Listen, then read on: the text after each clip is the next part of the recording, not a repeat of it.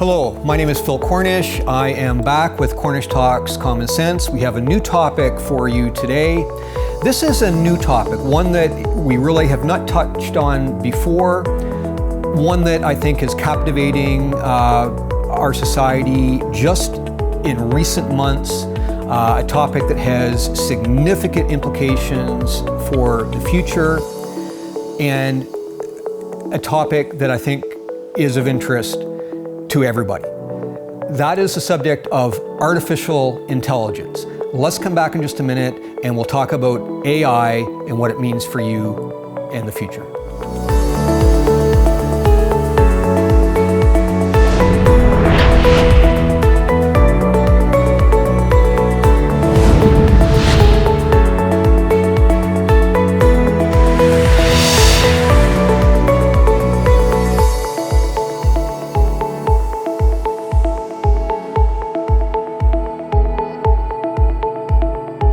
We're back, and as promised, our topic of discussion today is artificial intelligence.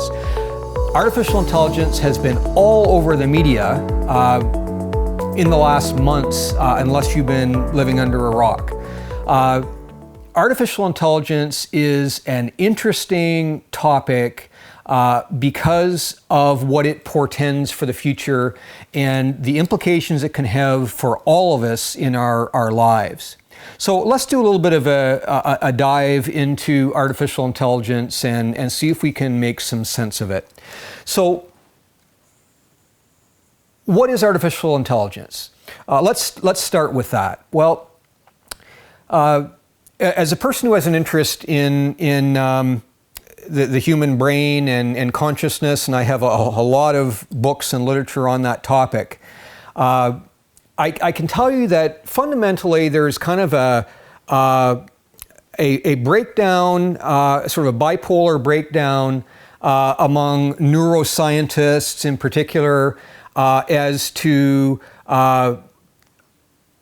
how the human brain functions.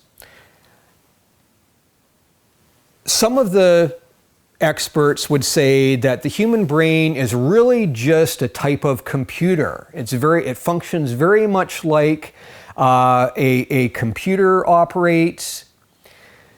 The other side argues that fundamentally the human brain and the computer are very dissimilar and have no or very little common ground at all. And we have to appreciate to begin with that the whole subject of our cognitive abilities as humans is really a pretty minute part of our knowledge. And that's because scientists really cannot even explain human consciousness. There are some people out there who would tell us that thinking is really just an illusion.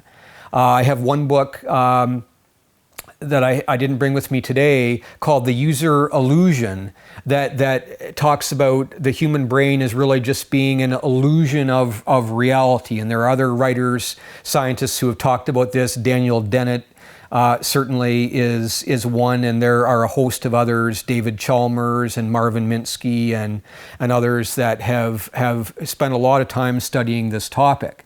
So whether our human brain functions similar to a computer is still contested. My personal view is it is very dissimilar. Human consciousness is a unique phenomenon that we cannot explain. Some philosophers and neuroscientists like David Chalmers only believe in what he would call physicalism, which says that everything we know in the world is material. Everything is material.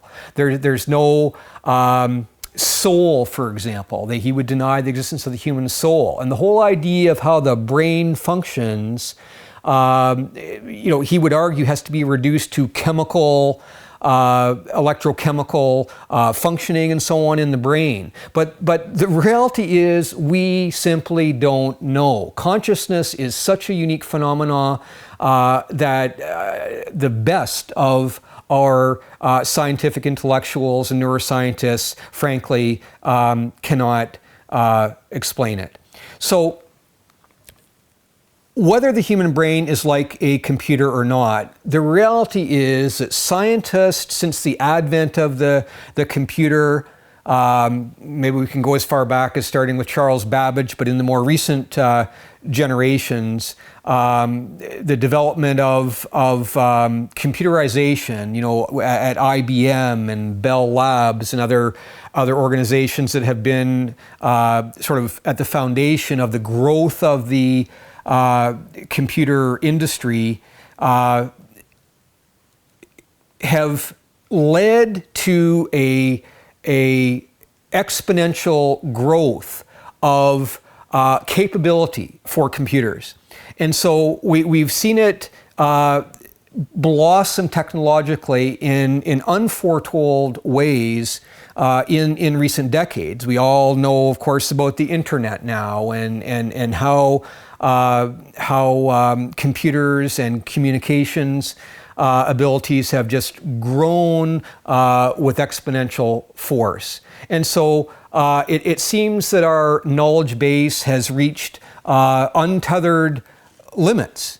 And in fact, I've said to you before, our program is a Judeo-Christian based program. And if we look at Bible references, we'll see that it talks about in a certain day with humans that knowledge will grow at unseen levels. And certainly we're reaching that time frame where knowledge is increasing at exponential levels. And so with our increased abilities with computer programming, now some clever programmers have effectively created what we would call artificial intelligence. And artificial intelligence kind of started out slowly. You might remember now going back, I think probably close to a couple decades, when Garry Kasparov, the chess champion of that era, played a chess challenge match against a computer. I think it was an IBM computer. I think it was called Deep Blue, if my memory serves me. And so Garry Kasparov, the best human chess player of his era, took on a computer in a chess match. And that was really one of the first efforts of artificial intelligence gaining some prominence publicly. But it has grown significantly since then, and that now seems like a long ago relic from the past to speak of that level of artificial intelligence. But it's grown now at a mammoth scale. So what conclusions can we draw about artificial intelligence? Well, some would say it has benefits. It's good, right? I mean, we can access knowledge more readily. It's now being implemented with robotics and so on that can help in the employer workplace with computerized machinery and so on and programming. So clearly, there are some benefits. I would not deny that. But we've also seen some serious concerns about the negative drawbacks of what it means for artificial intelligence. And I talked about that almost 30 years ago in a book I wrote that I've told you about in our programming previously. My book called Now Through a Glass Darkly. The subtitle, Recounting the Human Captivity. And in that book, I referenced a subject that I think I saw coming as long ago as again, about 25, 30 years ago. And I want to just read an excerpt that I wrote in my book. And it goes like this. A short time ago, a television program, The Nature of Things, posed this question: can mankind build a machine that will answer all of the world's problems? Computer and cybernetic research has advanced so far that artificial intelligence and virtual reality are now capable of generating an image of man. Some people may recall a television series called Max Headroom, which was based precisely on this concept. An artificial man is close at hand. As God made man in his image, now mankind is attempting to duplicate his own corrupted image. And I'll stop there. And so this is what I wrote nearly 30 years ago. And I brought along with me today, maybe a lot of you don't remember, Max Headroom. Max Headroom was a television program where an individual was killed, as I understand it, and he was kind of his cognitive functioning was recreated, and he became effectively an artificially intelligent, guided human being, and so artificial intelligence was in the ether back then in that day. That goes back to 1985, and Max Headroom was a television program that lasted for, I think, something like 5 years. So the idea of artificial intelligence has been around for a while, but where is it getting to now? Well, what we know now is artificial intelligence is largely dominated by two organizations, Google and Microsoft, and they largely are controlling what happens with the development of AI. And so that's been a concern, that monopolization of artificial intelligence. And so we heard the concerns expressed on that just in the recent weeks and months of 2023. And I brought along some articles that talk about that. Most recently, you probably remember hearing Elon Musk. Elon Musk warned just weeks ago that he was so concerned about the development of artificial intelligence that he urged that a pause be put on it. I have an article with me today that says Musk, prominent scientists, call for a halt to out-of-control AI race. So concerns are being raised at the level to which artificial intelligence is growing. Another article I brought with me says AI learning to outsmart gamers. In other words, the growth of AI is going to become so potent that even those who have programmed it, whether for a video game or something else, are not going to be able to keep up with the level of intelligence that they've created by machine through computerization. So that's a concerning feature, is who controls artificial intelligence. And right now, there are only a couple of the world's biggest companies that seem to effectively be in control of that. And then you've probably heard about other concerns that arise about how artificial intelligence can be used for negative consequences. Again, some of you might remember as far back as the Stanley Kubrick movie 2001: A Space Odyssey, where the computer there, Hell, begins taking over the space station and kills human beings and basically tries to take control. And there's a battle that occurs in the space station for control between Hell and the character played by Keir Dullea, who fights for control against that computer. So the negative consequences have been out there kind of in science fiction, but now science fiction is becoming reality. And so what are the concerns that develop because of that? Well, you've also probably heard the expression deep fakes. And when you cannot tell whether someone has completely faked an image or a video, it's concerning.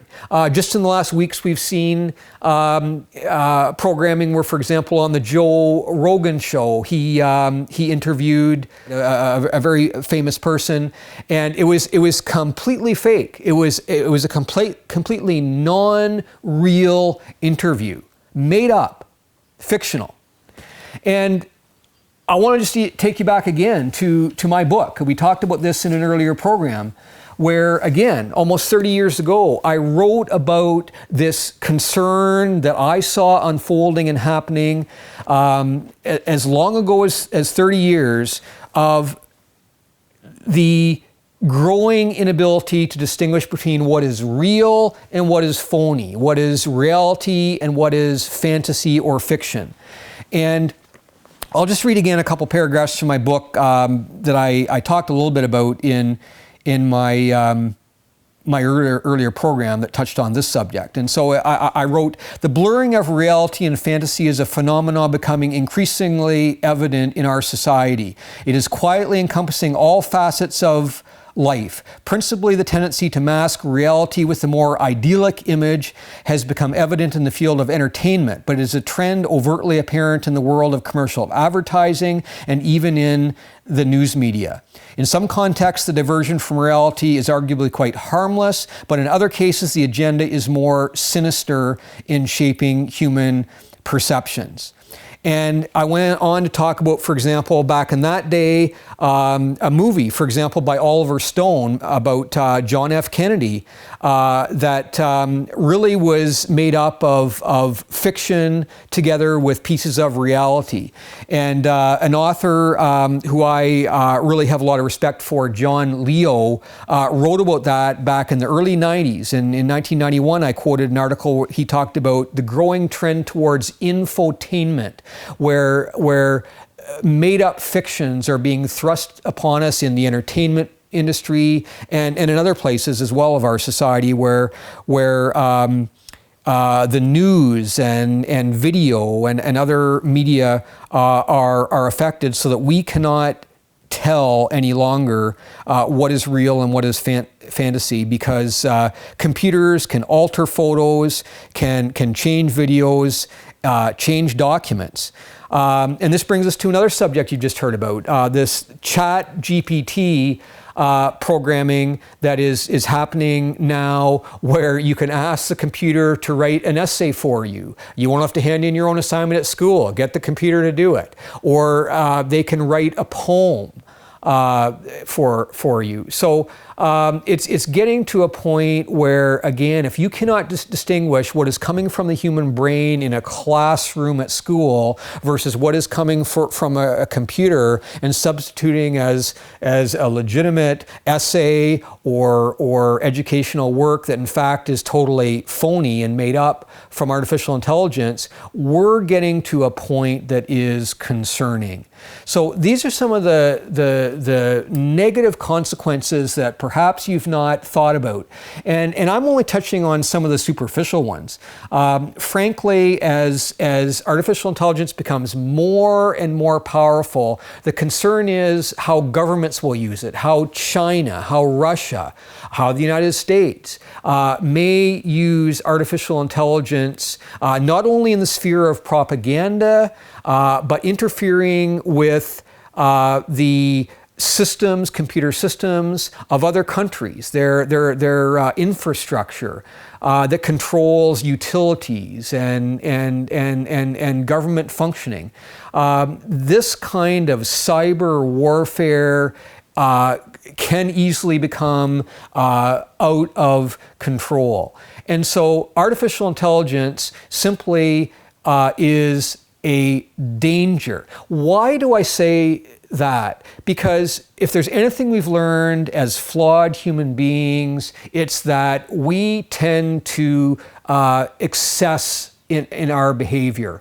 And so just as we are doing in many other aspects of our life where we're prone to addictions and prone to other excesses, the excess that we're prone to with computers is going to lead us to a place where it's going to overtake our human functioning and is going to portend serious consequences for humanity in the future. But subject to what I've talked to you about in other programming, and that is the idea of eschatology that we've talked about, and that is the idea that God has a plan for mankind. God has a mankind for this earth. That is the only thing that stands in the way of mankind undoing himself and leading to oblivion.